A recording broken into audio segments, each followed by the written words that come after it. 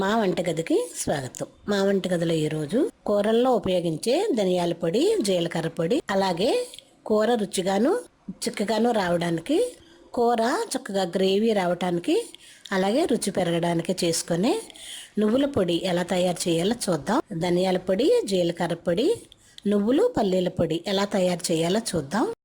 ముందుగా స్టవ్ పై పాన్ పెట్టుకొని ధనియాలు వేయించుకుందాం. ఇవి 1 కప్పు ధనియాలు. ఇవి చక్కగా మంచి స్మెల్ వచ్చేలా, చక్కటి వాసన వచ్చేలా వేయించుకోవాలి దోరగా.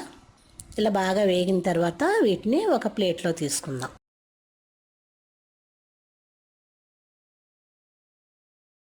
ఇది ఒక ప్లేట్లో తీసుకొని కాస్త చల్లారనిద్దాం.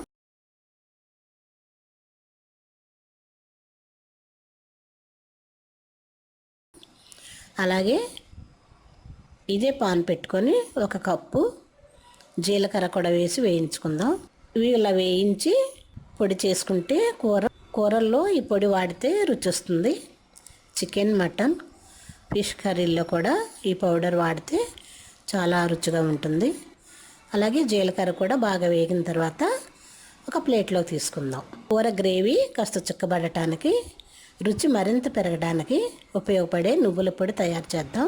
ఇదే పాన్లో 1 కప్పు నువ్వులు వేసి వేయించుకుందాం. ఇవి బాగా వేగాలి.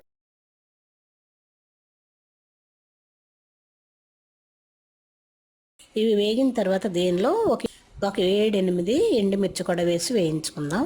పులుసుల్లో కూడా ఈ నువ్వుల పొడి వాడితే చాలా రుచిగా ఉంటుంది. అలాగే గ్రేవీ చిక్కబట్టడానికి కూడా ఈ పొడి వాడచ్చు.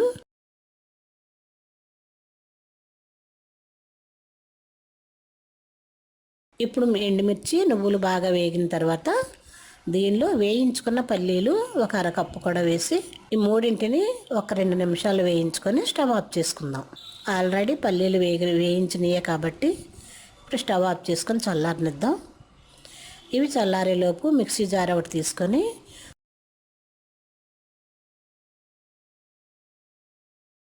ముందుగా వేయించిన ధనియాలు వేసి పౌడర్లా చేసుకుందాం.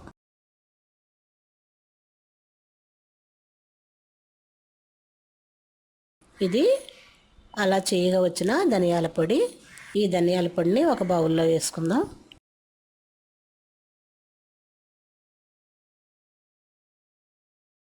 ఇదే మిక్సీ జార్లో ముందుగా వేయించుకున్న జీలకర్ర కూడా వేసి దాన్ని కూడా పౌడర్లా చేసుకుందాం. ఇలా వేయించి పౌడర్లా చేస్తే రుచి బాగుంటుంది, తొందరగా కూడా గ్రైండర్ అవుతుంది. ఇప్పుడు ఇలా రెడీ అయిన జీలకర్ర పొడిని కూడా ఒక బౌల్లో వేసుకొని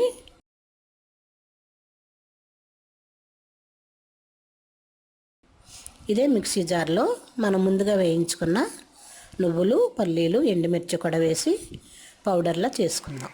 దీనిలోనే కాస్త ఉప్పు కూడా వేసి మిక్సీ చేస్తే అన్నంలో కూడా వేసుకొని తినొచ్చు. ఇప్పుడు నేను కూరలో కాబట్టి నేను సాల్ట్ వేయలేదు. ఇది అలా చేసుకున్న నువ్వులు, పల్లీల మిశ్రమం.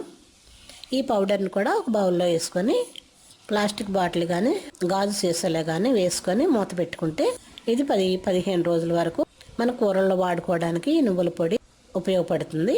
మా వంటగదిలో కూరల్లో వాడటానికి ధనియాల పొడి, జీలకర్ర పొడి, అలాగే కూర మరింత రుచి పెరగటానికి ఉపయోగపడే నువ్వుల పొడి రెడీ. మరిన్ని వంటల కోసం మా వంటగదిని సబ్స్క్రైబ్ కాగలరు. ధన్యవాదములు.